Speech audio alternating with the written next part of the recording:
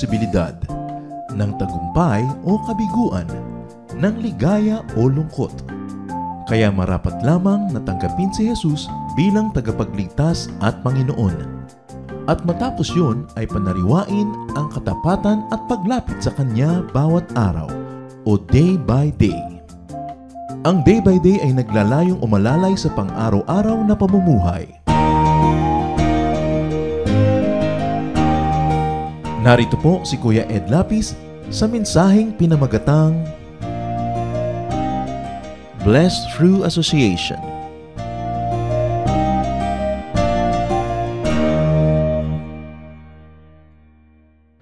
Matthew 8:13. Then Jesus said to the officer, "You may go home now. Your faith has made it happen." Right then, his servant was healed. Napakagandang episode po ito na pinapakita kung paano nagpagaling ang Panginoon ng isang pasyenteng ni wala sa kanyang direct presence. Blessed through association. Yan ang pamagat ng ating pag-aaral. Pinagpala at napagpapala dahil sa mga connection natin sa buhay. Salamat Panginoon dahil kayo ay aming tagapagligtas at tagapagpagaling. Salamat sa buhay na walang hanggan at salamat din sa buhay na pang-araw-araw dito sa lupa.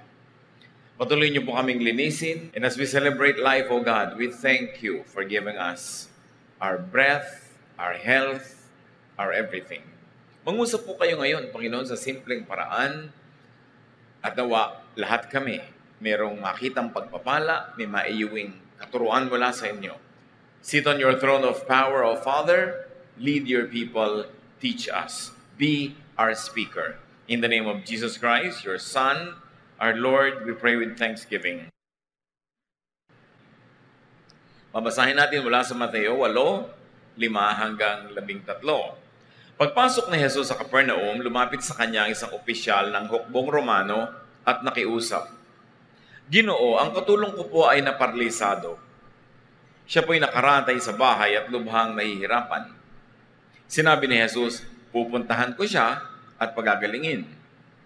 Ngunit sumagot sa kanya ang opisyal, "Ginoo, hindi po ako karapat-dapat na puntahan pa ninyo sa aking bahay. Sabihin na lamang po ninyo at gagaling na ang aking katulong. Ako'y nasa ilalim ng mga nakakataas sa pinuno at may nasasakupan ding mga kawal. Kapag inutusan ko ang isa, pumunta ka roon, siya'y pumupunta. At ang isa naman, halika, siya'y lumalapit. Kapag sinabi ko sa aking alipin, gawin mo ito, ginagawa nga niya yun."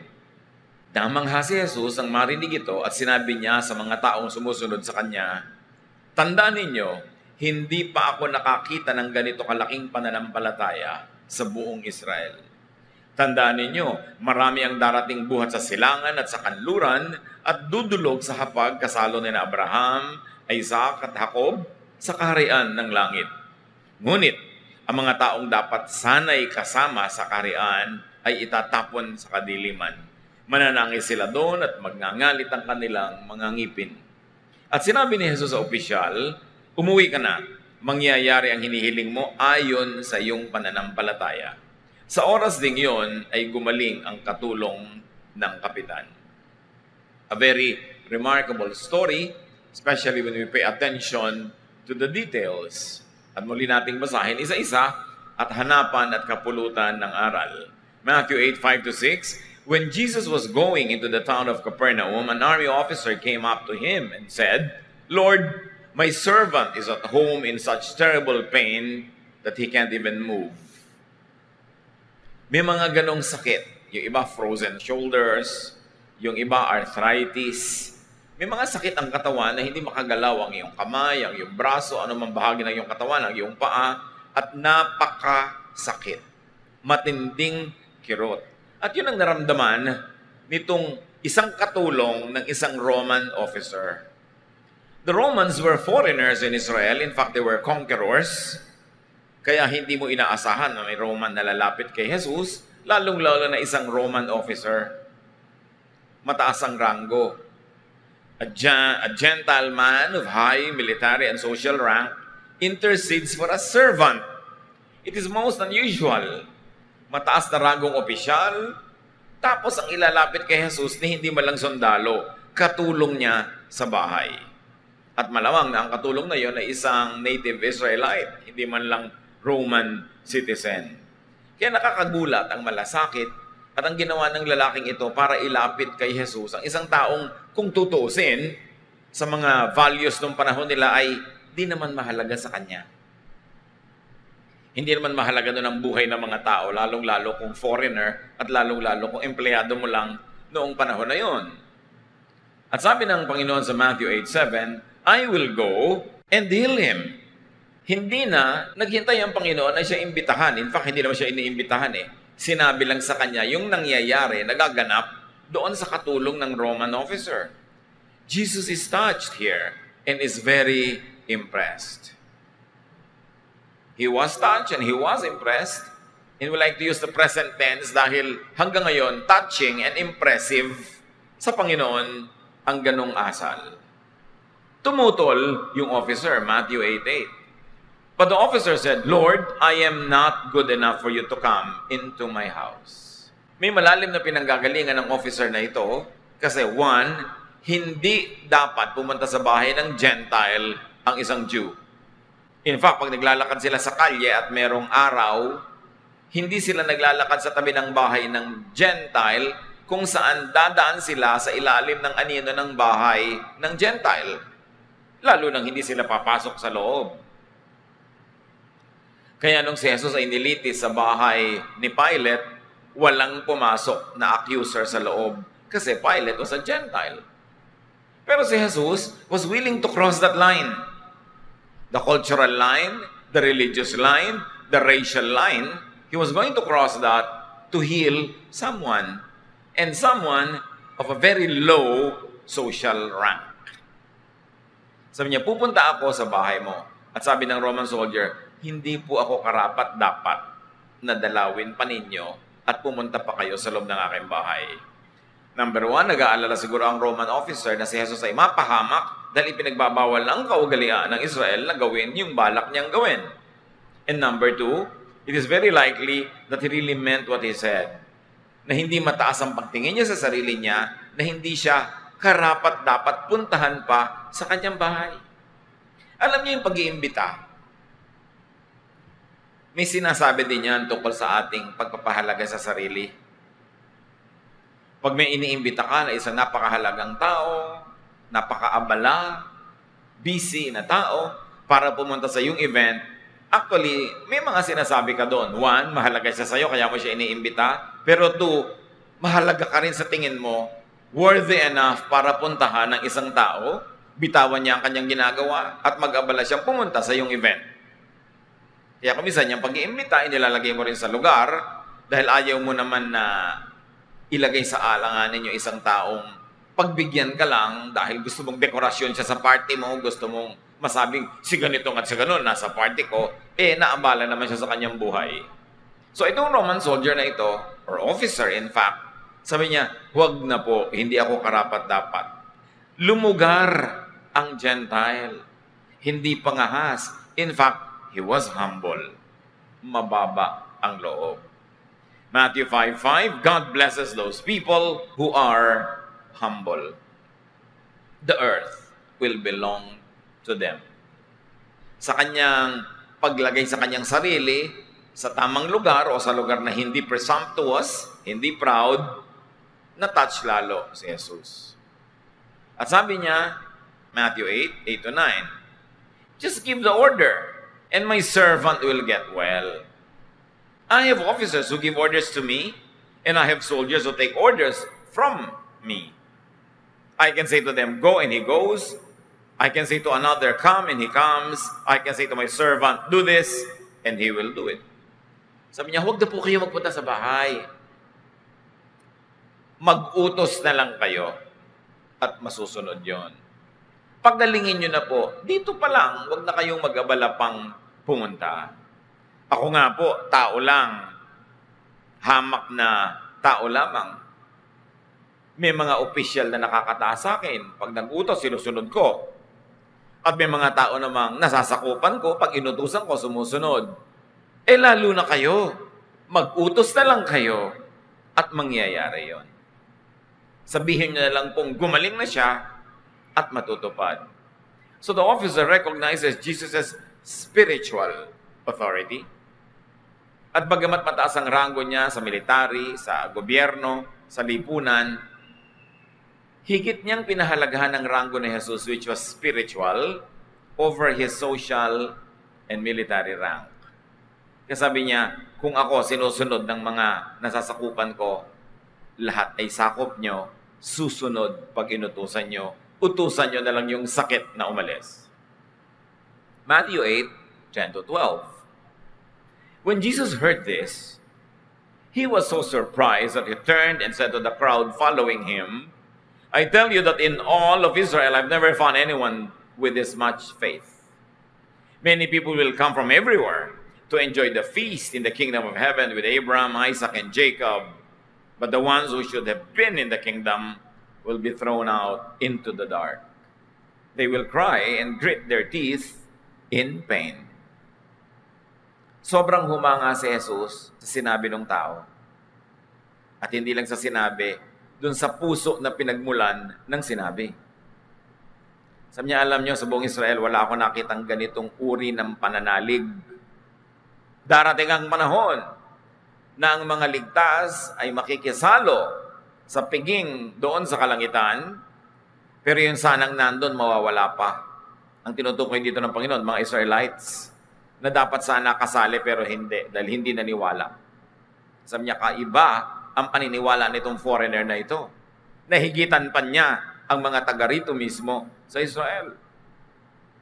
At yung mga dapat sana ay makakasama sa buhay na walang hanggan, itatapon pa sila at magngangalit ang mga ngipin nila dahil sa sobrang pagdurusa, bunga ng pagkakatapon sa kanila.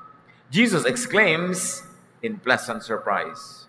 He commends the outsider's faith and condemns the insider's lack of faith.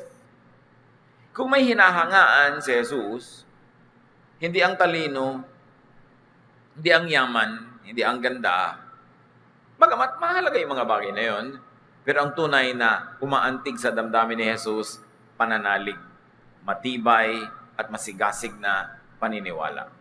At yun ang nakita niya sa lalaki. Matthew 8:13. Then Jesus said to the officer, you may go home now. Your faith has made it happen. Right then, his servant was healed. Sabi niya, kahanga-hangang pananalig. Kung ganyan naman pala, at naniniwala kang hindi na ako kailangan pang pumunta sa bahay mo, na iutos ko lang ay gagaling ang katulong mo, umuwi ka na, ngayon din gagaling ang katulong mo. At gumaling nga yung katulong na yon, nun ding sandaling yon. The officer got what he wanted because of his faith. Because of his work inspired by faith. Sabi niya, dahil sa pananalig mo, magaganap yan. Hindi sinolo ni Jesus yung credit. Hindi niya sinabing, dahil kaya ko. Pero sabi niya, dahil nananalig ka. In other words, kaya naman talaga ng Diyos. Walang hindi kaya ang Diyos. Pero ano ang pumipigil na maganap ang dapat maganap? Kakulangan ng pananalig. At ano ang nagpapaganap sa pwedeng-pwedeng maganap? Pananalig. It is the faith of the people involved. But what is very interesting here is what kind of faith and who had that faith. Hindi yung pasyente ang may pananalig. Hindi yung pasyente ang lumapit. Si Jesus nilapitan ng amo ng pasyente at dahil sa pananalig ng amo ng pasyente, gumaling yung katulong na may sakit. It's a very interesting twist in how faith is operationalized. Na pwedeng may gumaling kasi ikaw ang may pananalig. Importanteng ministry. Believe first in Jesus' person, in His power, and in His kindness. Pinaniwalaan ang lahat ng ito nung lalaki. Naniwala siya sa katauhan ni Jesus, kaya siya lumapit. Kung di siya naniniwala, napakalaking risk ang ginawa niya na siya ay conqueror, Roman officer, lalapit siya sa isang conquered person, isang colonial person, subject to their laws and rule and power. Siya ang lumapit, siya ang nagpakumbaba at humingi siya ng pabor. At naniwala siyang kaya naman ni Jesus. Sa katunayan, yung iba sinusundo-sundo pa si Jesus para dalhin sa bahay nila. Katulad halimbawa ni Jairus. Isa siyang ruler of the synagogue, isang Jew. Pero ito, Roman soldier, kung tawagin ay Gentile, sabi niya, hindi nyo na kailangan pumunta sa amin. Loobin nyo lang na magaganap. Ganun ang kanyang paniniwala. At naniniwala siyang napakabait ni Jesus, na kahit wala yung gagamutin, maaawa siya at gagamutin pa rin niya. Sa bagay, paano nga pupunta? Paralisado na. Because of intense pain, he could not move. Kaya, alam niya, maawain si Jesus. Hindi siya nagdalawang isip na, baka ako mapahiya, baka ako mapagalitan. Yung mga taong mahiyain, walang mapapala sa buhay. Kailangan bold ka to seek grace, to seek help, to seek intervention. Lalong-lalo kung emergency ang pangangailangan, hindi pwedeng hiya-hiya. Inilapit niya at di naman siya napahiya. One major lesson here is to believe for yourself. Maraming magaganap sa buhay mo kung nananalig ka. Maraming mapapagaling, mapapalakas. Maraming mga himalang tatanggapin ka kung ikay naniniwala. At ang nakita natin dito sa istorya, isa pang anggulo ng paniniwala, believe for others. Nakikita niyo yung isang Syrophoenician woman na another Gentile. Inilapit niya yung kanyang anak na naglulubhang halos ay mamatay na. Inilapit kay Jesus. Gumaling din ang kanyang anak. You've got to believe for others. Kung minsan meron tayong mga kapatiran na sila lang yung mananampalataya sa kanilang bahay, lalo kang dapat magpakatibay ng pananalig kasi mapagpapala ang iyong sambahayan sa pamamagitan ng iyong paniniwala. Huwag kang magdadalawang loob na ilapit ang mga mahal mo sa buhay. Kahit nga si Paul, sinabi niya sa Corinthians, kay mananampalataya, ang asawa mo hindi mananampalataya, mapagpapala din siya ng Diyos dahil sa iyo. So ang pananampalataya natin, may epekto sa iba.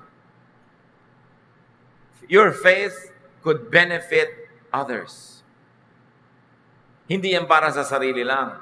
Ang siyudad ng Sodom, noong huhusgahan ng Diyos, dapat naligtas kung mayroong 10 lamang na matuwid doon sa siyudad na yon.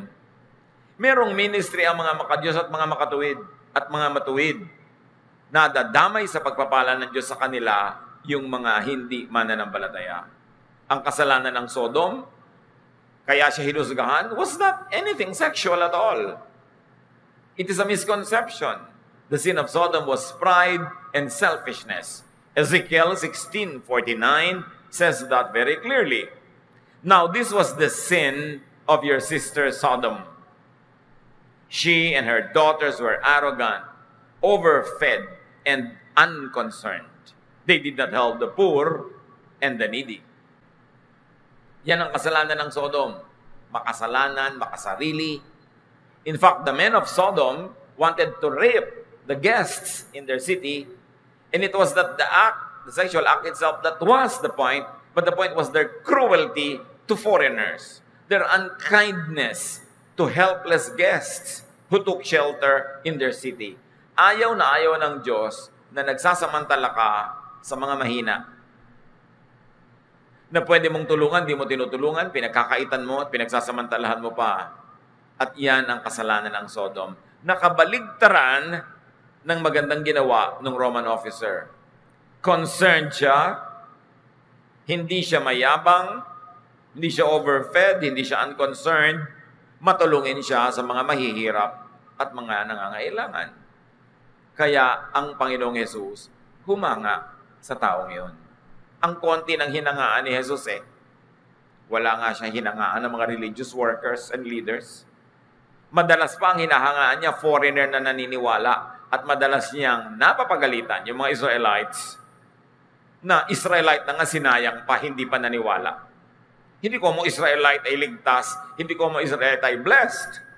At nabasa natin dito, sabi ni Jesus, doon sa piging sa kalangitan, yung mga dapat sanay nandun, hindi makakarating. Itatapon sila sa dilim at magngangalit ang mga ngipin nila sa pagturusa doon. Hindi pwedeng claim to fame and claim to salvation and claim to eternal life ang nationality or race. Personal faith ang mahalaga. At ang personal faith na yun, pag nasa puso ng sino man, Roman soldier man siya, foreigner man siya, Gentile man siya, hindi yun against the person. It is the faith. And the faith of this foreigner made the miracle happen. The miracle is always doable as far as God is concerned. What stops it from happening is the lack of faith of people who should either receive it or who should intercede for others who needed it. Kaya napakahalaga ng prinsipyo ng kwento. Believe, pray, and be righteous for others.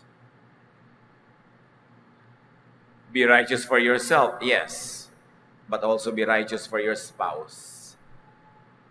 Pagka ang iyong asawa hindi mananampalataya, doblehin mo ang kabanalan mo para hati kayo sa benefit. Ganon din, you should be righteous for your child. May mga anak ang pasaway, may mga anak ang ayaw mag-aral ng salita ng Diyos, gumagawa ng mga mali. Lalo kang magpakatama sa buhay para yung kabanalan mo, hati kayo ng anak mo. Be righteous for your parent in case that is your parent who is not a believer or who needs the benefit of intercession by someone who believes. Be righteous for your brother or sister, for your friend, for others. Napakahalaga nun. At may lesson dito, yung katulong na ito na naparalisado dahil sa hirap ng kanyang paggalaw, paano kung ang amo niya hindi mananampalataya?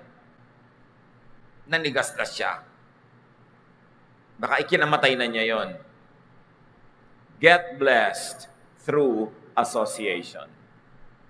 Kaya nga yan ang title natin. Mamamasuka na rin lang kayo doon na sa mananampalataya.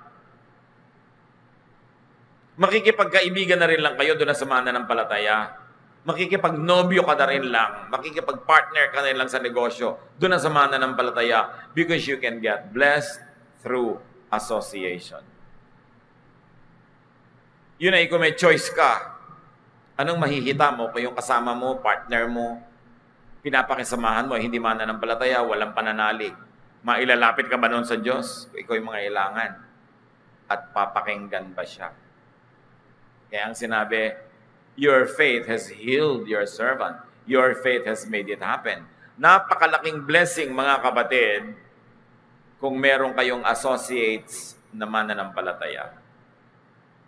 Kung ang inyong employer o employee, kung ang inyong kaibigan, ang inyong kasintahan ay mananampalataya. At kung hindi sila mananampalataya, ipag-ibayuhin ninyo ang inyong kabanalan para for your sake, mabless sila. In that case, you are not the recipient of the blessing, but you are the dispenser or the channel of blessing. Kasi meron kayong ministry na ilapit sila sa Panginoon. Huwag kayong panghinaan ng loob kung may matagal na kayong inilalapit, ipinagdarasal, parang wala pang bunga. Just keep on praying, just keep on believing, and keep on staying righteous. James 5:16, the prayer of a righteous person is powerful and effective. Kaya mission natin, mga kapatid, na magpakabanal, maging makadiyos, maging matuwid, para pag nanalangin ka para sa asawa mo, anak mo, kapatid mo, partner mo sa buhay, madinig ka ng langit. At kung may ilapit ka sa Panginoon para pagalingin, gumaling kahit sila hindi lumalapit. It is a ministry. Righteousness is a ministry. May mga ministry na pagkanta, pagtugtog, may ministry na pagpipreach, pagtiteach, pero lahat tayo pwede sa ministry na ito. Be righteous. So that when you pray, the prayer of your righteous self will have effective powers. Because the faith of a righteous person moves the hand of God. Magandang ministry yan. Pag natutukso ka na magkasala, bumigay, teka, pag na-disqualify ako mag-pray, pag na-disqualify ako na lumapit sa Panginoon, Kawawa naman yung mga pwede kong ilapit. Kasi sino maglalapit sa kanila sa Panginoon? Kaya mas napapaligiran ka ng mga taong hindi godly, dapat ka lalo magpaka-godly para sa kanila. Para meron silang pagpapalang makamit pag inilapit mo sila sa Diyos. So be a servant to a person of faith. Hindi naman mahirap makita yung lesson eh. Be a friend. Be a companion to a person of faith and ministry. Pag ikay nakikipagmabutihan, nakikipagtulungan, tumutulong, sumusuporta sa isang taong may pananalig at naglilingkod sa Diyos, aba, napakalaki mong kapakinabangan yon. Get blessed through association. Kaya ang sabi ng Panginoon mismo sa Mark 9:41, "And anyone who gives you a cup of water in my name, just because you belong to me, will surely be rewarded." Kausap ng Panginoon ng kanyang mga disipulo, maski isang basong tubig lang ang iabot sa inyo, at iniaabot dahil kayo'y mga lingkod ko, siguradong sila ay may gantimpala. Siguradong sila ay pagpapalain. Huwag mag-atubili na gumawa ng mabuti, mag-abot ng isang basong tubig o ano man ang kahulugan nun sa ating buhay, ano man ang kaya nating iabot. Huwag mag-atubili. Dahil sabi ni Jesus, hinding-hindi mababaliwala ang mga kabutihang ginagawa ninuman sa aking mga lingkod. Gagawa na rin kayo ng mabuti, lalo't very limited ang inyong resources. Abay, mabuti na gumagawa kayo ng mabuti doon sa mga lingkod ng Diyos.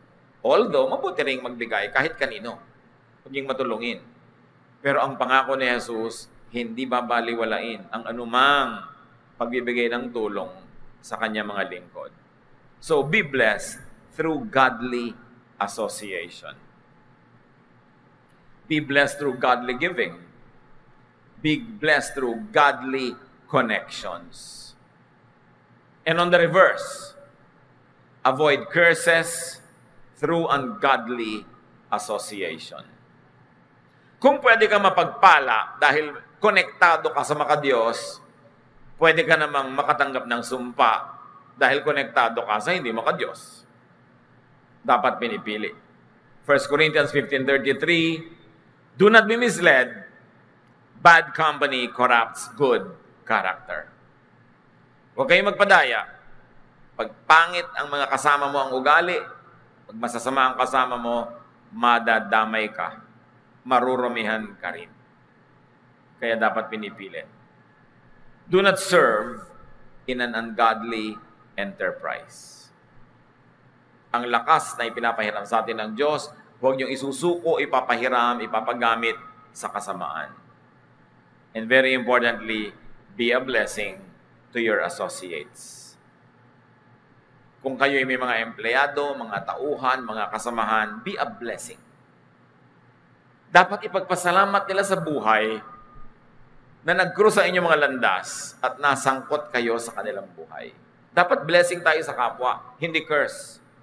Dahil sumali tayo sa buhay nila, gumaan ang buhay nila, naliwanagan ng dilim, naituwid ang liko, napagaling ang sakit, naitama ang mali dahil nandun tayo.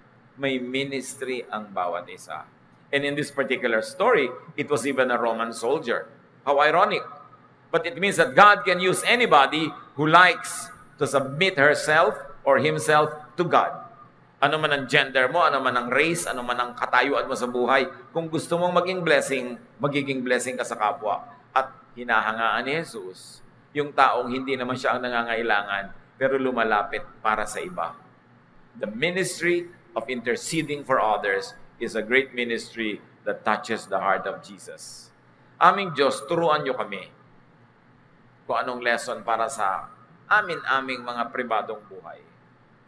Kami ba yung Roman soldier and officer na pwedeng lumapit sa inyo para sa ibang nangangailangan?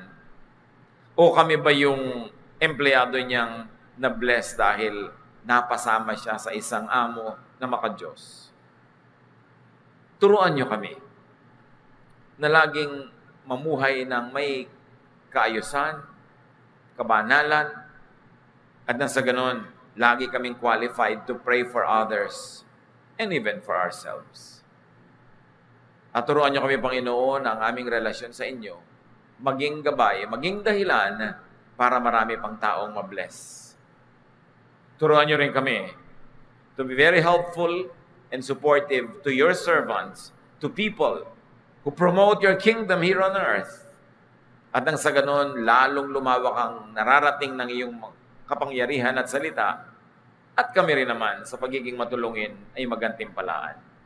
Pagbulay-bulayan natin mga kapatid ang kahulugan nito sa ating mga buhay at sa ilang saglit ng pananahimik, dinggin ang tinig ng Panginoon kung ano dapat ang leksyon na maiuwi natin mula sa kwentong ito.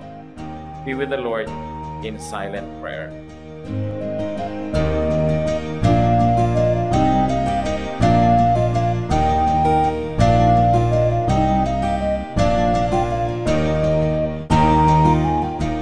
Ang katatapos pong mensahe ni Kuya Ed Lapiz ay pinamagatang Blessed Through Association.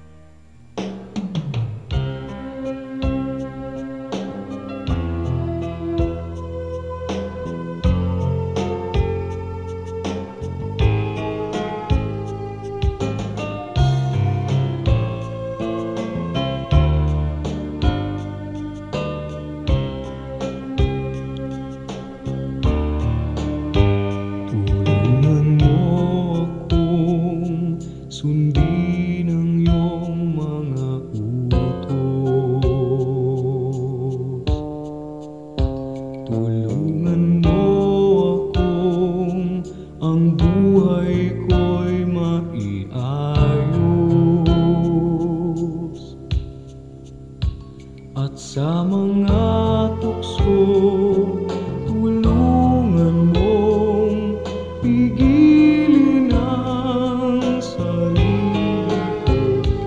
Tulungan mo akong maging tapat sa'yo. Pagpipigil sa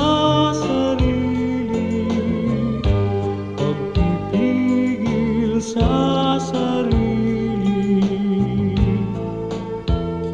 kung nalulungkot at nalulumbay, magtiis at maghintay.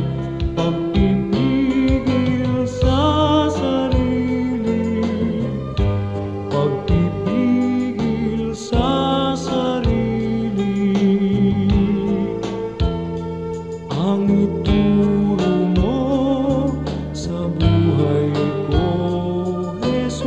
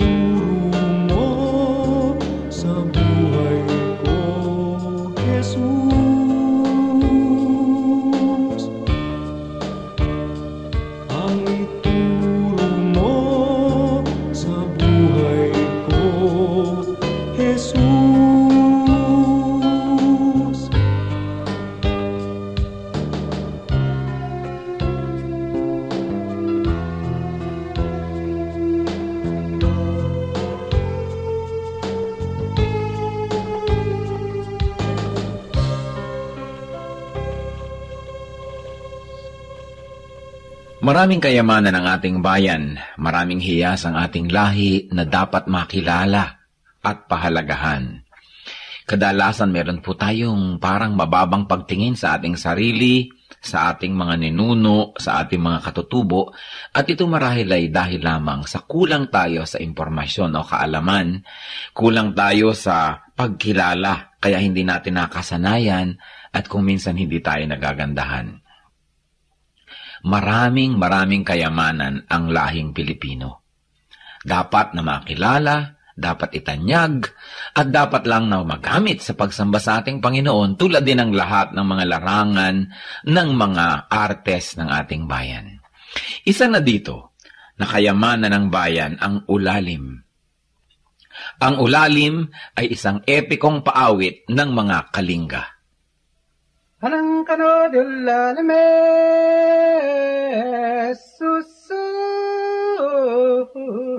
tanang tatong si anang kinang nakuha nakampot ko.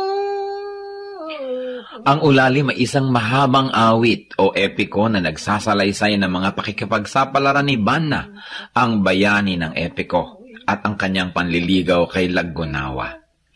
Ito ay maririnig sa gabi, sa mga masasayang pagtitipon tulad ng budong o kaya sa mga tahanan bilang pang-aliw at pagkwento sa mga bata ng kasaysayan ng lahi.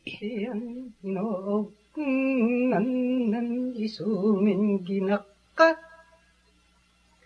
awat kad nang ngayon nyo kanda.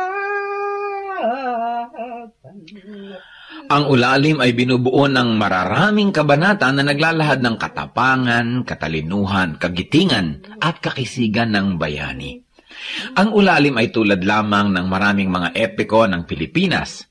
Ilan na dito ang Biyag ni Lamang, Darangin, Ambahan at marami pang iba. Anang kano ditong alipos kulit tong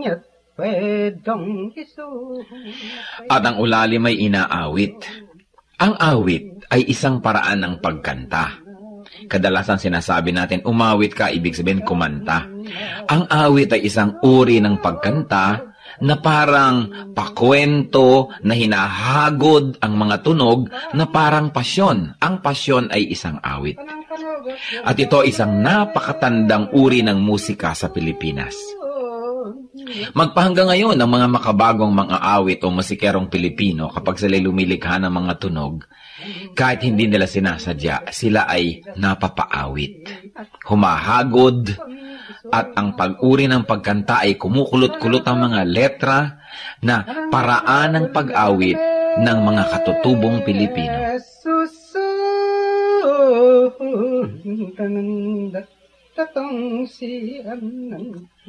Kilalanin po natin ang mga awit, ang mga epiko ng ating bayan. Hindi tayo salat sa mayamang kultura. Kulang lang tayo sa pag-aaral at kulang lang tayo sa pagkilala. Kung mahal natin ang Diyos ay dapat mahalin ang bayan na ibinigay sa atin. At ang bayang yan ay ang Pilipinas at ang kulturo ng Pilipinas ay dapat kilalanin, itanyag, mahalin, gamitin sa pagsamba. Ulalim, epiko, hiyas ng lahi, kayamanan ng bayan. Isumin ginaka awat kad nang ngayon nyo kanda.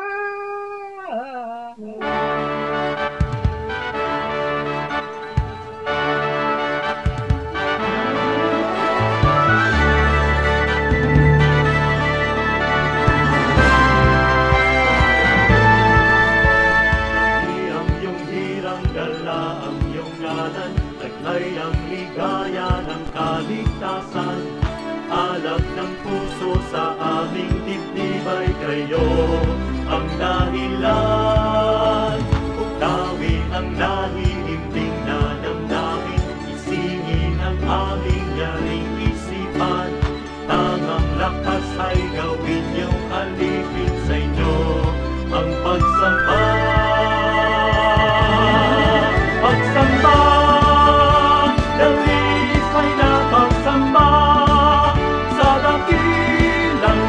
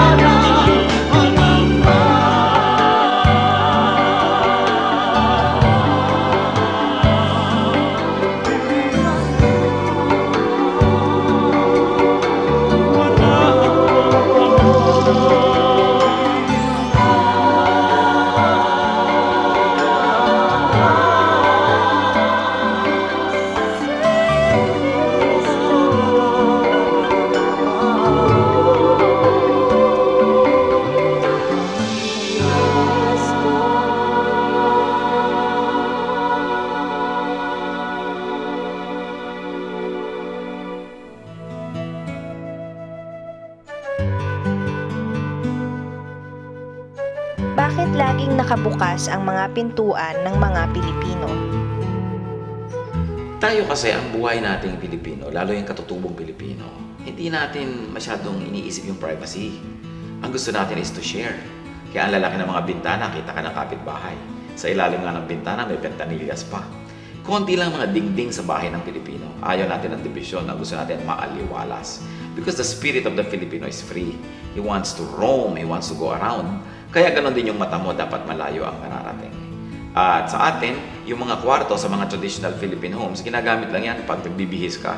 Nagpapalit ka ng damit, pero hindi talaga doon natutulog ang mga tao. Sama-sama yan doon sa sala. Kahit sila Jose Rizal, ang laki-laki ng bahay nila, isang malaking banig at isang malaking kulambo, sama-sama sila sa sala. Doon sila natutulog. Kasi nga, we thrive in each other's company.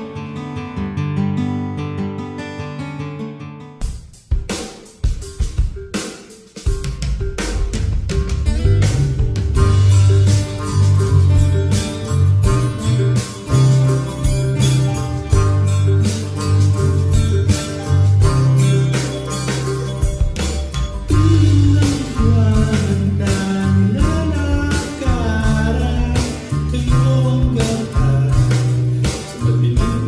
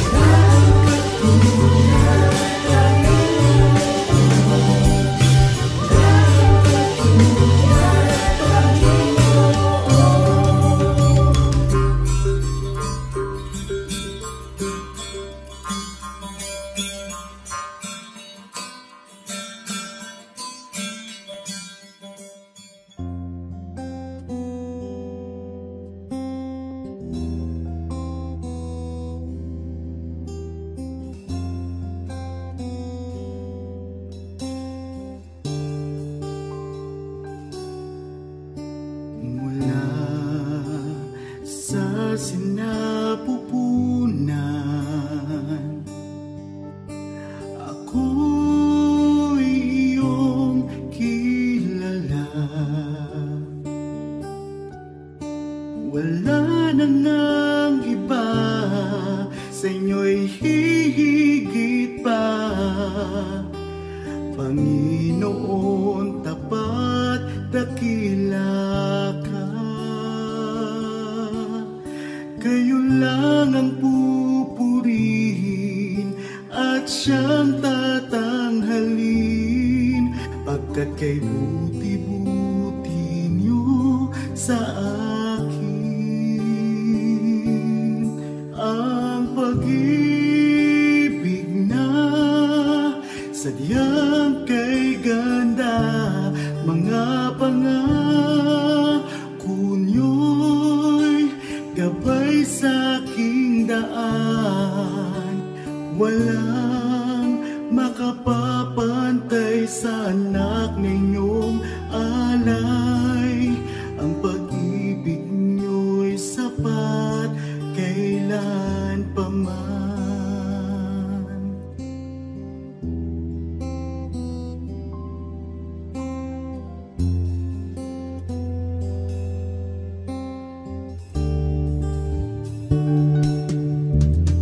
Tinawag niyo akong kaibigan,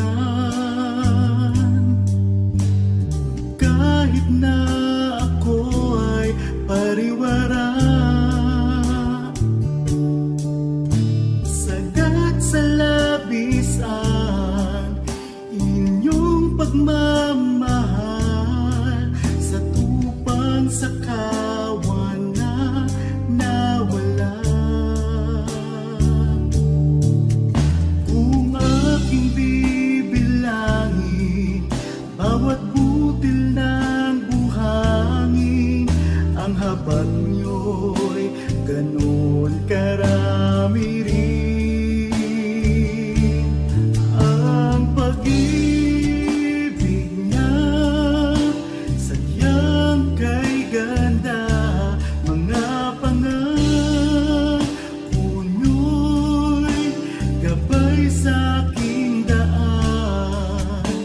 Walang makapapantay sa anak na inyong alay. Ang pag-ibig niyo'y sapat kailan pa man. Paano ba masusukat taas, lalim, layo't lawak ng pag-ibig niyong sadyang walang hanggan, walang hanggan. Ang pag-ibig na sadyang kay ganda, mga pangako niyo'y gabay sa aking daan. Walang makapapantay sa anak na inyong alay. Ang pag-ibig niyo'y sapat kailan pa man.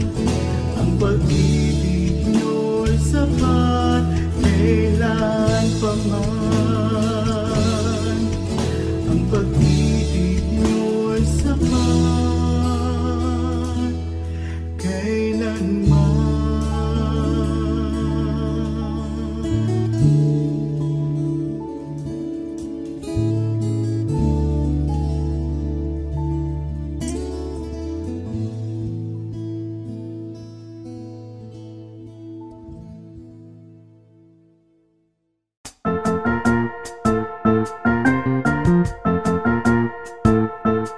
Oras na po para pansamantalang magpaalam ang programang Day by Day. Tayo po'y magsama-sama tuwing ika-6 hanggang ika-7 ng umaga, araw-araw. Magandang umaga po at mabuhay ang Panginoong Hesus!